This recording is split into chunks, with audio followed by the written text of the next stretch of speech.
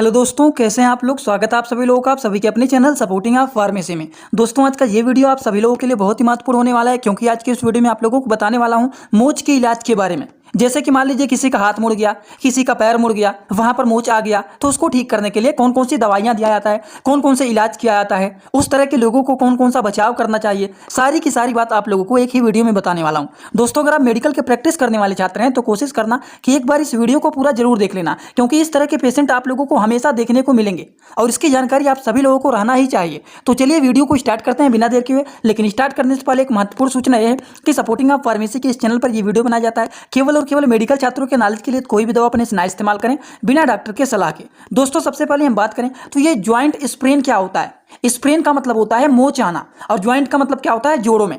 जैसे कि मान लीजिए हमारा पैर मुड़ गया, हाथ मुड़ गया, वहां पर मोच आ गया। ज्यादातर तो देखा जाता है पैरों में, इस एरिया में मोच आ जाता है पैर के मुड़ने के द्वारा। तो ये क्या होता है, ये होता है एक प्रकार का स्प्रेन जो होता है, ये इंजरीज होता है जहां पर लिगामेंट स्ट्रेच मतलब जो पैर होता है वो मुड़ जाता है, जिसकी वजह से पैरों में क्या आ जाता है, मोच आ जाता है। समझ गए आप लोग।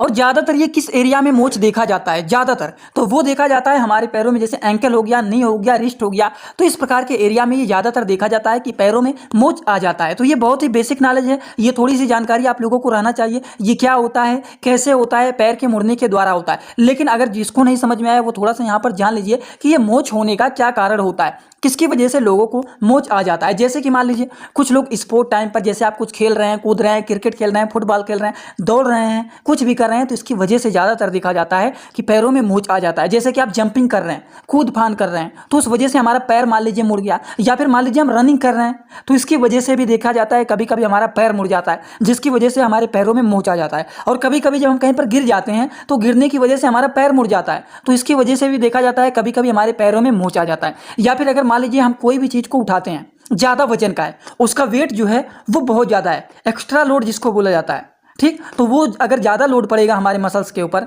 तो उसकी वजह से भी ज़्यादातर देखा जाता है कि क्या हो जाता है, मोच आ जाता है। तो ये कुछ कारण होते हैं किसकी वजह से मोच आ जाता है। ये बहुत ही बेसिक नॉलेज है, आप लोगों को पता रहना चाहिए कि क्या क्या कारण हो सकता है जिसकी वजह से ज़्यादातर लोगों को मोच आ जाता है। तो स्पोर्ट टाइम पर, खेल कूद के समय पर, जैसे कि जंपिंग कर रहे हैं, रनिंग कर रहे हैं, या फिर आप कहीं पर गिर जाते हैं, या फिर कोई भी चीज़ अपने लोड से ज़्यादा आपने उठा लिया है, तो इसकी वजह से देखा जाता है कि मोच आ जाता है। समझ गए आप लोग। तो ये सारे के सारे कारण हो गए जो कि आप लोगों को पता रहना चाहिए। अब हम बात करने जा रहे हैं कि अगर किसी के पैरों में मोच आ जाता है तो उनका क्या इलाज होता है। अगर हम ट्रीटमेंट की बात करें तो उनको क्या करना चाहिए, बेड रेस्ट करना चाहिए। कुछ लोग ऐसे होते हैं पूछते हैं कि क्या हमें कोई भी परिवर्तन करना चाहिए अपने डाइट में भी। नहीं, नॉर्मली जो आप डेली खाते पीते रहते हैं वो सारी चीज़ आप खा सकते हैं, इसमें कोई डाइट करने की आवश्यकता नहीं होता है। लेकिन आपको एक परहेज करना चाहिए कि आपको बेड रेस्ट करना चाहिए। जितना ज़्यादा आराम करेंगे उतना जल्दी वो मोच ठीक होगा, और जितना चलते फिरते रहेंगे उतना वहाँ पर सूजन होगा, दर्द होगा, ये सारे प्रॉब्लम देखे जाएंगे। तो इस तरह के लोगों को जिनके पैरों में कहीं पर मोच आ जाता है तो उन लोगों को क्या करना चाहिए, रेस्ट करना चाहिए।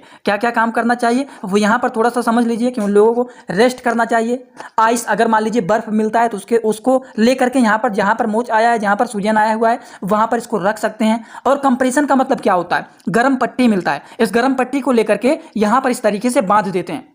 जिस एरिया में मोच आया है उस जगह पर कंप्रेशन मतलब टाइट से उसको बांध देते हैं, जिससे वहाँ पर गर्म हो जाए और धीरे धीरे करके वो मोच ठीक हो जाए। इसलिए उसको टाइट करके यहाँ पर बांध दिया जाता है। अब उसको अगर मान लीजिए आप बांध रहे हैं तो इसके नीचे कुछ लगाया भी जाता है क्या, वो अभी आप लोगों को मैं नीचे बताऊंगा कि क्या क्या चीज़ आप लगा सकते हैं।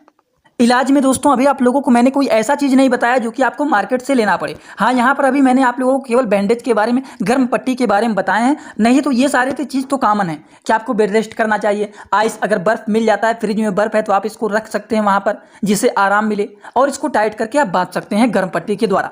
लेकिन अब आप लोगों को मैं मेडिसिन के बारे में बताने जा रहा हूँ। अब दोस्तों आप लोगों को ट्रीटमेंट में बताऊँगा कि कौन कौन से मेडिसिन का इस्तेमाल किया जाता है, कौन कौन से ऑइंटमेंट मतलब क्रीम जो होता है वो उस जगह पर लगाया जाता है जहाँ पर मोच आया है, जिसकी वजह से सूजन बन गया है, दर्द हो रहा है, तो कौन कौन से ऑइंटमेंट का इस्तेमाल करना है। और बैंडेज के बारे में भी आप लोगों को यहाँ पर बताऊंगा। तो चलिए एक एक करके सारी चीज़ों को हम लोग एकदम आसानी से समझते हुए चलते हैं।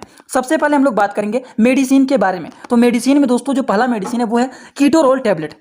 इसको थोड़ा सा जूम करते हैं तब हम लोगों को समझ में आएगा डिटेल। यह है कीटोरोल टैबलेट, जो कि कीटोरोल है क्लोरोमेथामाइन डिस्पर्सिबल टैबलेट होता है। ये 10 mg का टैबलेट होता है, जो कि डॉक्टर रेड्डी कंपनी के द्वारा यह बनाया गया है। अब यहाँ पर बात आता है कि ये कीटोरोल ड्यूटी, ये जो होता है कीटोरोल टैबलेट का, इसका काम क्या होता है। कीटोरोल टैबलेट जो होता है ये दर्द को कंट्रोल करने का काम करता है। और मेन बात तो यही होता है, अगर किसी को पैरों में या फिर मोच आ जाता है कहीं पर तो क्या होता है, दर्द तो होगा ही। तो हमें सबसे पहला काम जो करना चाहिए वो दर्द को कंट्रोल करना होता है, और जब दर्द कंट्रोल हो जाएगा तब जान लीजिए 80% सारा चीज़ ठीक हो गया। तो दर्द को रोकने के लिए कीटोरोल टैबलेट का इस्तेमाल किया जाता है। इनका डोज क्या होता है, एक टैबलेट दिन भर में 2 बार दिया जाता है। एक टैबलेट सुबह दिया जाता है और एक टैबलेट शाम को दिया जाता है, वो भी आफ्टर मील इसको दिया जाता है। खाना खाने के बाद एक टैबलेट सुबह खाना है और एक टैबलेट शाम को खाना है।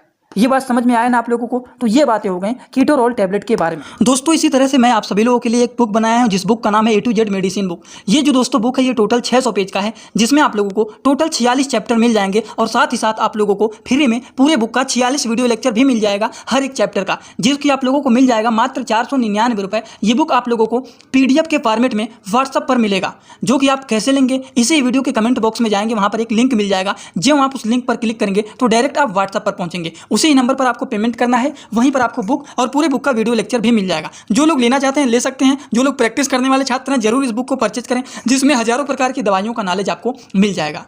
इसी तरह से अगला जो मेडिसिन है वो है ओमेप्राजोल। अगर मान लीजिए कीटोरोल टैबलेट आपने खाया, आपके पेट में मान लीजिए गैस बन गया, पेट फूल गया, जलन हो रहा है, दर्द हो रहा है पेट में, तो उन सारी चीज़ों को ठीक करने के लिए उसी के साथ मिक्स करके ओमेप्राजोल टैबलेट दे दिया जाता है, जो कि ओमी के नाम से फेमस होता है, जो कि गैस के ट्रीटमेंट के लिए इसको दिया जाता है। इसको थोड़ा सा जूम कर देता हूँ, तो ये है दोस्तों ओमेप्राजोल गैस्ट्रो रेसिस्टेंट कैप्सूल, जो कि इंडियन फार्माकोपिया का ये कैप्सूल होता है, जो कि ये ओमी के नाम से फेमस होता है। ये बातें हो गई ओमेप्राजोल के बारे में। इसका डोज क्या होता है, एक कैप्सूल दिन भर में 2 बार इसको इस्तेमाल किया जाता है, वो भी खाना खाने के बाद भी इसको इस्तेमाल कर सकते हैं। एक कैप्सूल सुबह और एक कैप्सूल शाम को। समझ गए आप लोग। तो ये बातें हो गई ओमेप्राजोल कैप्सूल के बारे में। बात करें अगला जो है वो है दोस्तों कैल्शियम टैबलेट। अब देखिए जैसे कि मान लीजिए पैरों में मोच आ जाता है, तो हमारे जो बोन्स होते हैं वो थोड़ा बहुत इधर उधर मुड़ जाते हैं, तो उसको मेंटेन करने के लिए, उसको ठीक करने के लिए कैल्शियम टैबलेट को दिया जाता है। समझ गए, जो कि जैसे मान लीजिए पैर वैर मुड़ गया है तो उसको मेंटेन करने के लिए ये फास्टर होता है, उसको ठीक करने में ये हेल्पफुल होता है। इसीलिए कैल्शियम टैबलेट को जरूर दिया जाता है, एक टैबलेट तो जरूर कैल्शियम का दिया जाता है अगर किसी के पैरों में मोच आ जाता है।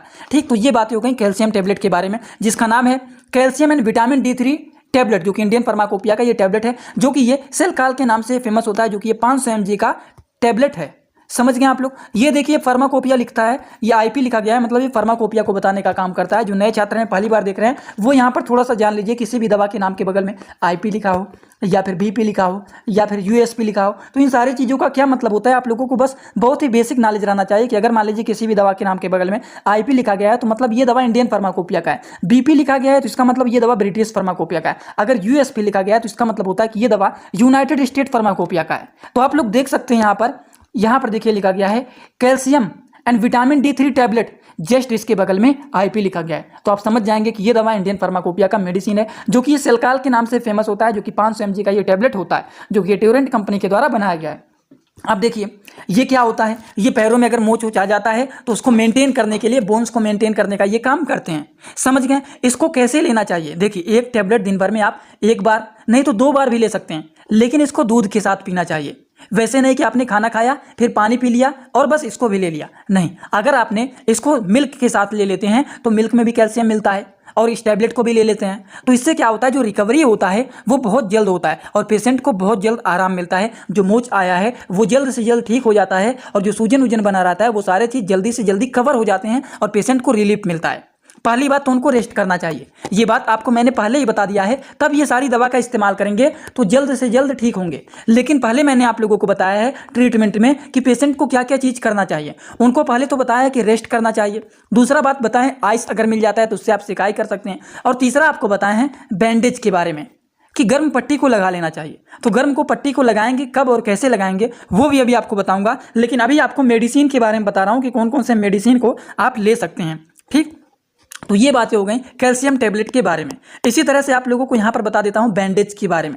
ये जो बैंडेज होता है इसको आप लोग, एक आता है डाइक्लोफिनेक करके, उसका आता है क्रीम ऑइंटमेंट जिसको बोलते हैं, तो उस ऑइंटमेंट का आप इस्तेमाल कर सकते हैं डाइक्लोफिनेक करके। डाइक्लो का एक आता है ऑइंटमेंट, जो कि इसका काम क्या होता है, डाइक्लोफिनेक अगर लिखा है तो इसका मतलब क्या होता है आप समझ जाएंगे। किसी भी दवा के नाम के लास्ट में अगर फिनेक लिखा हुआ है तो वो एक प्रकार का पेन किलर मेडिसिन होता है। ये तो आप लोगों को मैंने कई बार बता चुका हूँ। तो एग्जाम्पल जो नहीं समझ पा रहे हैं, जैसे कि डाइक्लोफिनेक, एसिक्लोफिनेक, दोनों में फिनेक आ रहा है ना, तो डाइक्लोफिनेक का आता है जो, वो आता है ऑइंटमेंट।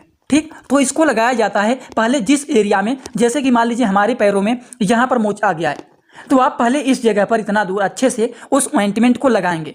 लगाने के बाद इसको बांध दिया जाता है। इसको कैसे बांधा जाता है, जिन लोगों को नहीं पता है वो लोग जान लीजिए कि इसको बांधते हैं यहाँ से लेकर के धीरे धीरे करके इसको इस तरीके से बांधा जाता है और फिर नीचे करके लाया जाता है। नहीं तो इसको अच्छे से बांधने के लिए यहाँ से स्टार्ट किया जाता है। बड़ा होता है ना, ये जो होता है बैंडेज, ये थोड़ा सा बड़ा होता है, इसीलिए इसको बांधा जाता है। तो थोड़ा अच्छे से बांधा जाता है। जैसे कि शुरुआत हम यहाँ से इस तरीके से बांधते हुए आते हैं और यहाँ पर 2-3 बार घुमाएंगे और फिर इस तरीके से बांधते हुए यहाँ पर आएंगे। और ये जो क्लिप है, ये 2 क्लिप होते हैं, दोनों क्लिप को इस तरीके से यहाँ पर लगा दिया जाता है, जिससे आपने जो बांधा है वो बाद में खुले ना, इसीलिए इस क्लिप को अच्छे से दोबारा ऊपर से लगा दिया जाता है। बहुत सारे लोगों के मन में ये सवाल होगा कि हम बैंडेज का इस्तेमाल क्यों करते हैं। दोस्तों, कभी भी आपने अगर बैंडेज का इस्तेमाल किया होगा या फिर नहीं किया होगा, मैंने तो एक बार किया है, मेरे भी पैरों में मोच आ गया था, तो मैंने इसका इस्तेमाल किया है और मैंने खुद भी महसूस किया है कि ये काम कैसे करता है। ये काम कैसे करता है, जब आप लोग इसको अपने पैरों में इस तरीके से पेशेंट बांधते हैं तो इतना ज़्यादा ये हीट कर देता है, तो जो हमारा बोन होता है वो इधर उधर जो मुड़ा हुआ रहता है वो ऑटोमेटिक जब इतना ज़्यादा हीट हो जाता है तो वो धीरे धीरे करके अपने जगह पर आ जाता है। लेकिन अपनी जगह पर वैसे नहीं आएगा जब तक आप रेस्ट नहीं करेंगे। इसको बांधने के बाद आपको कम से कम 1 महीने तक इधर उधर घूमना नहीं चाहिए। और अगर मान लीजिए आप नहाने धुलने जाते हैं तब इसको निकाल देना चाहिए, फिर नहा धुल करके आपको इसको पहन लेना चाहिए। हमेशा इसको नहीं निकाल के रखना चाहिए। जब तक अच्छे से ना ठीक हो जाए तब तक इसको पहन के रखना चाहिए। लेकिन अगर आप ऑइंटमेंट को लगाना चाहते हैं तो आप डाइक्लोफिनेक का ऑइंटमेंट पहले आप नीचे लगा देंगे, उसके ऊपर से इसको बांध देंगे तो एकदम अच्छे से ये टाइट हो जाएगा और पेशेंट को आराम भी मिलेगा।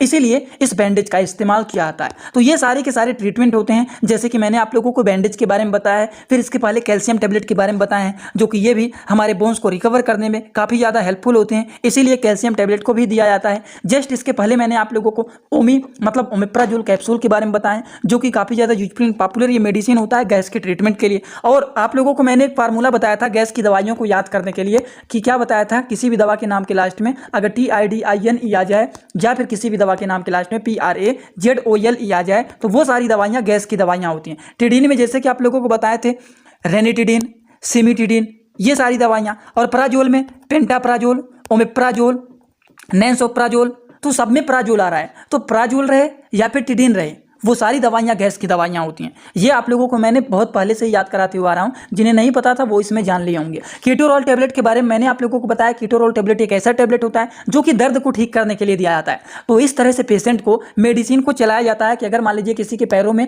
मोच आ गया है तो आपको पहले क्या करना है, दर्द को ठीक करने की दवा देना है। अगर मान लीजिए उनके पेट में गैस बन रहा है तो गैस की दवा दे देना है। उसके बाद क्या करना है, उसके बाद आप उनको कैल्शियम का मेडिसिन दे सकते हैं। कैल्शियम का मेडिसिन देने के बाद उनको क्रैप बैंडेज दिया जाता है, जो कि पैरों में बांधा जाता है। लेकिन उसके बाद अगर आप ऑइंटमेंट का इस्तेमाल करना चाहते हैं तो ऑइंटमेंट का भी इस्तेमाल कर सकते हैं। पेशेंट उनको डाइक्लोफिनेक का एक ऑइंटमेंट भी दे सकते हैं, जिससे वहां पर भी डायरेक्ट वो दर्द को ठीक करने का काम करे, इसीलिए ऑइंटमेंट भी दिया जाता है। तो ये बातें हो गई पूरी की पूरी, अगर किसी के पैरों में मोच आ जाता है तो उसको ठीक करने के लिए कौन कौन सी दवाइयाँ दिया जाता है। दोस्तों, अगर आप लोगों को ये सारी बात एकदम अच्छे से समझ में आया हो तो सभी लोग सीधा सीधा कमेंट बॉक्स में आइए और अपना फीडबैक जरूर दीजिए कि आप लोगों को आज का वीडियो कैसा लगा। सभी लोगों के कमेंट का मैं रिप्लाई करने की कोशिश करता हूँ, देखता रहता हूँ कि कितने सारे लोग यहाँ पर हमारे वीडियो को देख रहे हैं। आपके कमेंट के द्वारा ही हमें पता लगता है कि हाँ, ये लोग देख रहे हैं। तो आप कमेंट करके जरूर बता दीजिए कि आप सब लोग देख रहे हैं, कौन कौन से लोग देख रहे हैं। कुछ ना लिखिए तो भी जो समझ में आए वो लिख दीजिए, लेकिन कुछ ना कुछ कमेंट जरूर करते रहिए। तो चलिए दोस्तों, आज का वीडियो यहाँ पर होता है complete. Thanks for watching video, like comment share and subscribe this channel.